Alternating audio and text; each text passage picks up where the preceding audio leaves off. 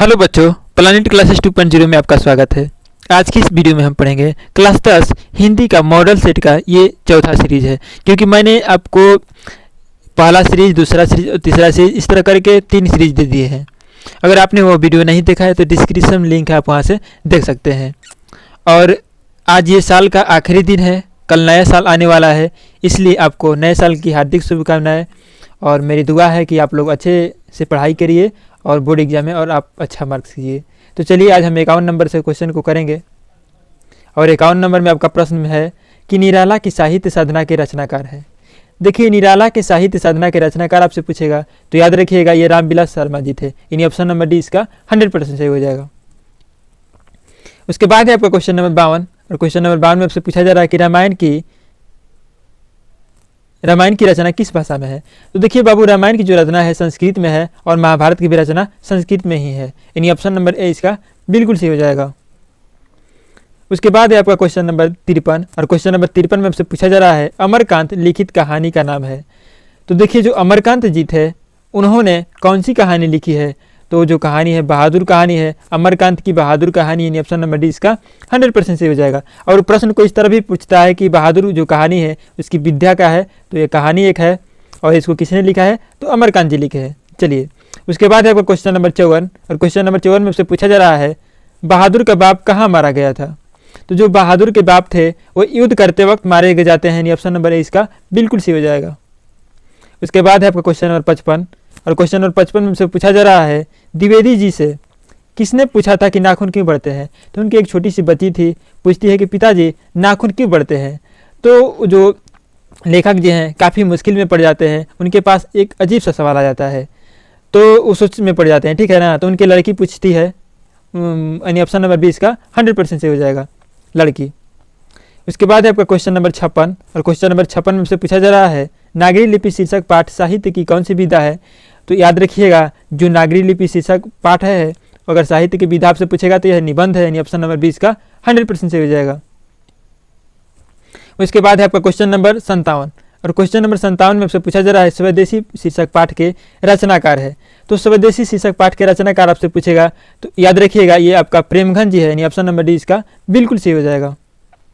उसके बाद है आपका क्वेश्चन नंबर 58। और क्वेश्चन नंबर 58 में आपसे पूछा जा रहा है कि रीनल मारिया रिल्के किस भाषा के कवि है। तो याद रखिएगा बबुआ, ये जो रीनल मारिया रिल्के है ये जर्मनी भाषा के कवि है। यानी ऑप्शन नंबर ए 100% सही हो जाएगा। उसके बाद है आपका क्वेश्चन नंबर 59। और क्वेश्चन नंबर 59 में आपसे पूछा जा रहा है जीत जीत मैंने लिखा था पाठ साहित्य की विधा है। तो जीत जीत मैंने लिखा था ये साक्षात्कार है। यानी ऑप्शन नंबर सी इसका बिल्कुल सही हो जाएगा। उसके बाद है आपका क्वेश्चन नंबर 60। और क्वेश्चन नंबर 60 में आपसे पूछा जा रहा है शंभू महाराज बिरजू महाराज के कौन थे। तो जो शंभू महाराज थे बिरजू महाराज के चाचा थे। यानी ऑप्शन नंबर सी इसका 100% सही हो जाएगा। उसके बाद है आपका क्वेश्चन नंबर 61। और क्वेश्चन नंबर 61 में आपसे पूछा जा रहा है लौटकर आऊँगा फिर पाठ की विद्या है। तो लौटकर आऊँगा फिर जो पाठ की विद्या है यह कविता है। और कभी कहाँ पर लौटकर आने की बात करते हैं तो अपनी मातृभूमि बंगाल में आने की बात करते हैं। और काफ़ी मज़ा आने वाला ये चैप्टर है, इसको आप पढ़िएगा और इससे प्रश्न बोर्ड एग्जाम में बनते हैं। यानी ऑप्शन नंबर ए इसका 100% सही हो जाएगा। उसके बाद है आपका क्वेश्चन नंबर 62। और क्वेश्चन नंबर 62 में पूछा जा रहा है कि विशेषण के भेद होते हैं। तो विशेषण के भेद आपसे पूछेगा तो विशेषण के 4 भेद होता है। यानी ऑप्शन नंबर डी इसका 100% सही हो जाएगा। उसके बाद है आपका क्वेश्चन नंबर 63। और क्वेश्चन नंबर 63 में पूछा जा रहा है कुंवर नारायण की रचित पाठ है। तो जो कुंवर नारायण की रचित पाठ है याद रखिएगा ये एक वृक्ष की हत्या है। यानी ऑप्शन नंबर 20 का 100% सही हो जाएगा। एक वृक्ष की जो हत्या है कुंवर नारायण जी लिखे हैं। उसके बाद है आपका क्वेश्चन नंबर 64। और क्वेश्चन नंबर 64 में पूछा जा रहा है या लकुटी अरु कमरिया पर ताज तिहूँ पूर की तजी डारो इस पंक्ति के रचनाकार कौन है। तो जो ये पंक्ति है ये आपका कविता से लिया गया है और इसके पूछेगा कि रचनाकार कौन है तो यह रसखान जी है। कहते हैं या लकुटी अरु कमरिया परिराज तिहूँ पूर की तजी डारो आठों सीधी नव निधि सुखनंद की गाई चराई बिसारो। ऐसा ये आपका कविता में कहा गया है। यानी ऑप्शन नंबर सी इसका 100% से हो जाएगा। उसके बाद आपका क्वेश्चन नंबर 65। और क्वेश्चन नंबर 65 में से पूछा जा रहा है बुद्धिमज एवं कम्युनिज के लेखक कौन है। तो ये आपके भीमराव अम्बेडकर जी है, यानी बाबा साहब। यानी ऑप्शन नंबर सी इसका 100% से हो जाएगा। उसके बाद है आपका क्वेश्चन नंबर 66। और क्वेश्चन नंबर 66 में आपसे पूछा जा रहा है संख्यावाचक विशेषण है। तो संख्यावाचक विशेषण की बात करेगा तो याद रखिएगा जिसमें संख्या है 4 एक संख्या यानी ऑप्शन नंबर ए इसका 100% सही हो जाएगा। उसके बाद है आपका क्वेश्चन नंबर 67 और क्वेश्चन नंबर 67 में पूछा जा रहा है नानकाना साहब का संबंध है। तो जो नानकाना साहब का संबंध है गुरु नानक से है यानी ऑप्शन नंबर ए इसका 100% सही हो जाएगा। उसके बाद है आपका क्वेश्चन नंबर 68 और क्वेश्चन नंबर 68 में पूछा जा रहा है नाखून हमारी ... के अवशेष है। तो जो नाखून है हमारी पशुता की निशानी है यानी ऑप्शन नंबर सी इसका 100% सही हो जाएगा। और हम क्वेश्चन को थोड़ा फास्टली कर रहे हैं क्योंकि समय बाबू कम है और सिलेबस थोड़ा लंबा है, इसलिए हम क्वेश्चन को जल्दी जल्दी देख रहे हैं। इसलिए आप क्वेश्चन को ध्यान से देखिएगा और जो क्वेश्चन समझ में ना आए आप नहीं पढ़े हैं उसको नोट कीजिएगा, स्क्रीनशॉट भी ले सकते हैं और पुश करके आप लिख लीजिएगा। उसके बाद आपका क्वेश्चन नंबर 69 और क्वेश्चन नंबर 69 में से पूछा जा रहा है आरंभिक हिंदी साहित्य के मिलने लग जाते हैं। जो आरंभिक साहित्य मिलने लग जाते हैं कब से, तो याद रखिएगा आपका सही जवाब हो जाएगा 8वीं 9वीं सदी से। 8वीं 9वीं सदी से आपका आरंभिक हिंदी साहित्य के लेख मिलने लग जाते हैं यानी ऑप्शन नंबर बी इसका 100% सही हो जाएगा। उसके बाद आपका क्वेश्चन नंबर 70 और क्वेश्चन नंबर 70 में से पूछा जा रहा है कि अमरकांत का ... ईस्वी में हुआ था, मतलब जन्म पूछा जा रहा है अमरकांत का जन्म कब हुआ था। तो अमरकांत का जन्म आपका हुआ था आपका 1925 में हुआ था, सॉरी 1925 में उनका जन्म हुआ था। अमरकांत जी का जन्म याद रखिएगा 1925 ईस्वी में। उसके बाद आपका क्वेश्चन नंबर 71 और क्वेश्चन नंबर 71 में आपसे पूछा जा रहा है भाववाचक संज्ञा का उदाहरण है। तो भाववाचक संज्ञा का उदाहरण आपसे पूछा जाएगा तो बुढ़ापा, बचपन, ठीक है, ये सब भाववाचक संज्ञा का उदाहरण है। ऑप्शन नंबर सी इसका 100% से हो जाएगा। उसके बाद आपका क्वेश्चन नंबर 72 और 72 में आपसे पूछा जा रहा है कि किशोर से मार खाने के बाद बहादुर क्या करता है, चुपचाप कोने में होकर रोने लगता है यानी ऑप्शन नंबर सी इसका 100% से हो जाएगा। 72 का ऑप्शन नंबर सी 100% से हो जाएगा। उसके बाद आपका क्वेश्चन नंबर 73 और क्वेश्चन नंबर 73 में से पूछा जा रहा है रूसी जाति की अस्मिता को सुदृढ़ करने वाला साहित्यकार है। तो ये जो साहित्यकार है आपका लियो टॉल्स्टॉय हो जाएगा। ऑप्शन नंबर है इसका 100% से हो जाएगा। उसके बाद आपका 74 नंबर प्रश्न और 74 नंबर प्रश्न में से पूछा जा रहा है कथक, ठीक है, कथक नृत्य के पर्याय माने जाते हैं। तो ये पंडित बिरजू महाराज हैं जो लिखे हैं जीत जीत मैं निरखत हो यानी ऑप्शन नंबर है इसका 100% से हो जाएगा। उसके बाद आपका 75 नंबर प्रश्न और इसमें पूछा जा रहा है कि भाववाचक संज्ञा का उदाहरण नहीं है। नहीं की बात कही जा रही है, तो जो दूध है दूध द्रववाचक संज्ञा का उदाहरण होता है यानी ऑप्शन नंबर 20 का 100% से हो जाएगा। उसके बाद आपका क्वेश्चन नंबर 76 और क्वेश्चन नंबर 76 में से पूछा जा रहा है जीत जीत मैंने लिखा था पाठ के केंद्रक में है। तो याद रखिएगा ये पंडित बिरजू महाराज जी का पाठ है यानी ऑप्शन नंबर सी इसका बिल्कुल सही हो जाएगा। उसके बाद आपका क्वेश्चन नंबर 77 और क्वेश्चन नंबर 77 में से पूछा जा रहा है अगे ने सूत्रपात किया, क्या किए थे, किस चीज़ का सूत्रपात किए थे, छायावाद, प्रयोगवाद, यहाँ पर प्रयोगवाद होगा और ये है प्रगतिवाद है, ठीक है, ये प्रगतिवाद है, प्रगतिवाद, प्रयोगवाद और प्रगवाद। तो याद रखिएगा पूछा जाएगा आपसे कि आगे ने किस सूत्रपात किया था, तो ये आपका हो जाएगा ऑप्शन नंबर सी, प्रयोगवाद के सूत्रपात किए थे यानी ऑप्शन नंबर सी इसका बिल्कुल सही हो जाएगा। आपका 77 नंबर प्रश्न है और इसमें पूछा जा रहा है अगे ने सूत्रपात किया। तो जो अगे थे प्रयोगवाद के सूत्रपात किए थे यानी ऑप्शन नंबर सी इसका बिल्कुल सही हो जाएगा। उसके बाद आपका क्वेश्चन नंबर 78 और क्वेश्चन नंबर 78 में से पूछा जा रहा है स्वर संधि का उदाहरण है। तो स्वर संधि का उदाहरण आपका रामावतार भी होगा, परमानंद भी होगा, कविंद्र भी हो जाएगा और इनमें से सभी सब ऑप्शन नंबर डी इसका बिल्कुल सही हो जाएगा। उसके बाद आपका 79 नंबर प्रश्न और 79 में पूछा जा रहा है कि मदन है। तो देखिए मदन जो था उनके पिता का नाम हमको बता दें तो उनके पिता का नाम था गिरधर लाल, ठीक है, और जो गिरधर लाल थे सेन साहब के कंपनी में फैक्ट्री में किरानी थे यानी किरानी के बेटा हो जाएगा। ऑप्शन नंबर सी इसका बिल्कुल सही हो जाएगा। उसके बाद आपका क्वेश्चन नंबर 80 है और 80 में पूछा जा रहा है कि अन्य पुरुष ... भेद है, मतलब अन्य पुरुष के भेद है ये पूछा जा रहा है आपसे। तो इसका बिल्कुल सही हो जाएगा पुरुषवाचक सर्वनाम यानी ऑप्शन नंबर डी इसका 100% सही हो जाएगा। उसके बाद आपका 81 नंबर प्रश्न और 81 में आपसे पूछा जा रहा है कि पंडित बिरजू महाराज को गांडा बांधना मतलब कौन सिखाते हैं, माँ सिखाती है कि पिताजी सिखाते हैं, उनके भाई की बहन, क्या होगा इसका बिल्कुल सही जवाब की हम बात करें तो जो इनके पिताजी थे गांडा बांधना वो सिखाते हैं और इनको जो ये थे 500 रुपये देते हैं, ठीक है, गांडा बांधने के लिए कितना रुपये दिए थे, 500 रुपये गांडा बांधने के लिए दिए थे, तो ये भी आप याद रखिएगा। उसके बाद आपका क्वेश्चन नंबर 82 और क्वेश्चन नंबर 82 में से पूछा जा रहा है लौटकर आऊँगा फिर, ठीक है, लौटकर आऊँगा फिर लेखक है जीवानंद दास जी है, ठीक है, याद रखिएगा जीवानंद दास जी कहते हैं कि लौटकर आऊँगा फिर, अपने मातृभूमि बंगाल में कहते हैं कि मैं लौटकर आऊँगा फिर यानी ऑप्शन नंबर डी इसका 100% सही हो जाएगा। उसके बाद है आपका क्वेश्चन नंबर 83, और क्वेश्चन नंबर 83 में आपसे पूछा जा रहा है कि जापान पर परमाणु बम गिराया। तो जापान पर परमाणु बम अमेरिका वाला गिराया था, यानी ऑप्शन नंबर डी इसका ऑप्शन नंबर बी इसका बिल्कुल सही है, अमेरिका। उसके बाद है आपका क्वेश्चन नंबर ये 84 है। 84 में आपसे पूछा जा रहा है रोन नदी डॉट डॉट में है, कहाँ पर है? तो ये जो रोन नदी है ये आपका फ्रांस में है। रोन नदी कहाँ पर है? तो फ्रांस में, ऑप्शन नंबर बी इसका बिल्कुल सही हो जाएगा। उसके बाद है आपका द्विगु समास नहीं है। तो देखो द्विगु समास नहीं की बात हो रही है, तो जो भाई बहन है ना, क्या होता है कि भाई बहन की बात करें एक दूसरे के उल्टा है, और उल्टा जो शब्द होता है आपका द्वंद्व समास होता है। तो ये तो द्वंद्व समास के उदाहरण हो गया।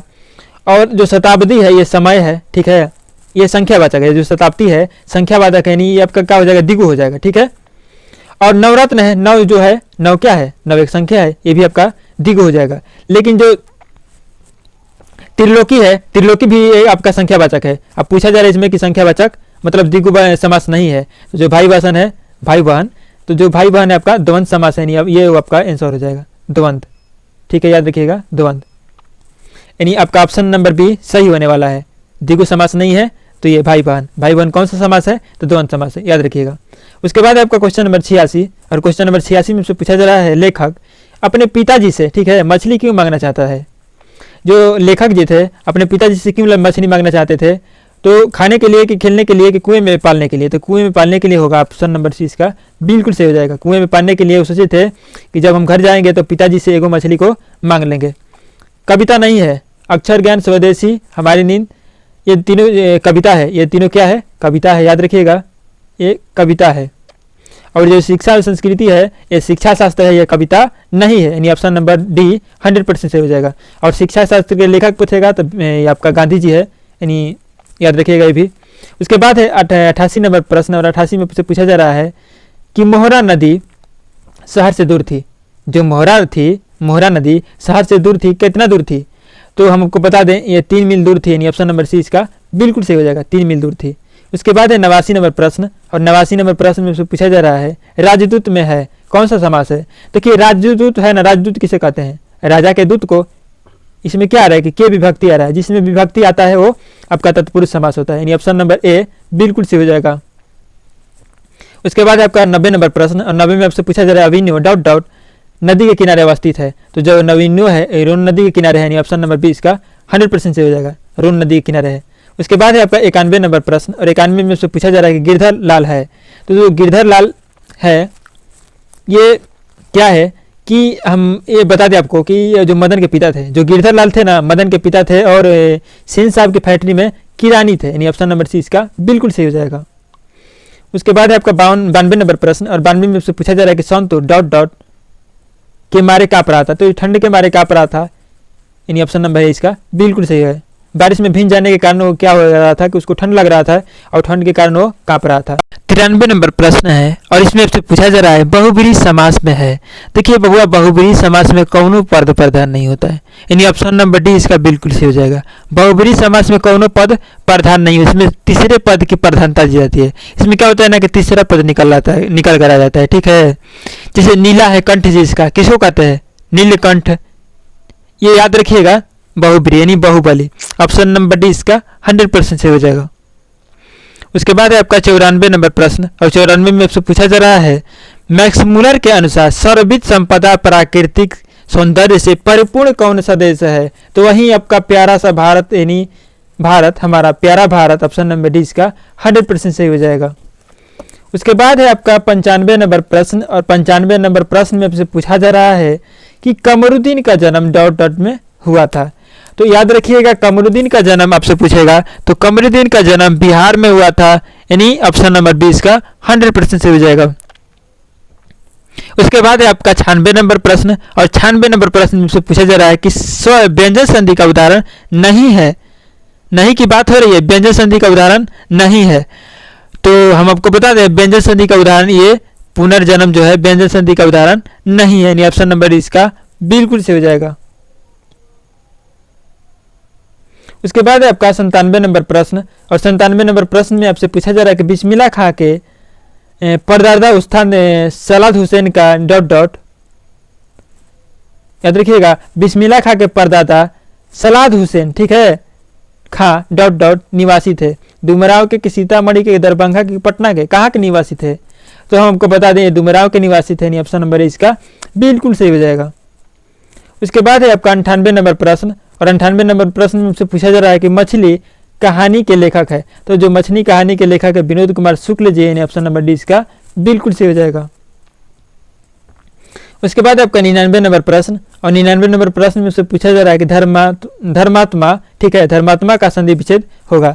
तो धर्मात्मा का संधि विच्छेद हम आपको बता दें, धर्मात्मा का संधि विच्छेद होता है धर्म धन आत्मा, यानी ऑप्शन नंबर डी इसका बिल्कुल सही हो जाएगा। ऑप्शन नंबर डी हो जाएगा धर्म धन आत्मा। उसके बाद है ये लास्ट प्रश्न है, और इसमें से पूछा जा रहा है कि जन्म से ही पागल थी। तो जन्म से पागल कहेगा, ये आपका मंगू थी जन्म से पागल, ये माँ कहानी से लिया गया है, माँ कहानी से लिया गया है। यह गुजराती कहानी है जिसका लेखक है ईश्वर पेटलीकर जी, और ये इसमें मंगू जो होती है लड़की जन्म से पागल होती है, यानी ऑप्शन नंबर सी इसका बिल्कुल सही हो जाएगा। और आशा करता हूँ कि आपको यह वीडियो अच्छा लगा होगा तो आप अपने दोस्तों में ज़्यादा से ज़्यादा शेयर कीजिएगा। और आप अगर हमारे चैनल पर पहली बार आए हैं तो इस चैनल को सब्सक्राइब कीजिएगा और इस वीडियो को लाइक कीजिएगा। चलिए, धन्यवाद।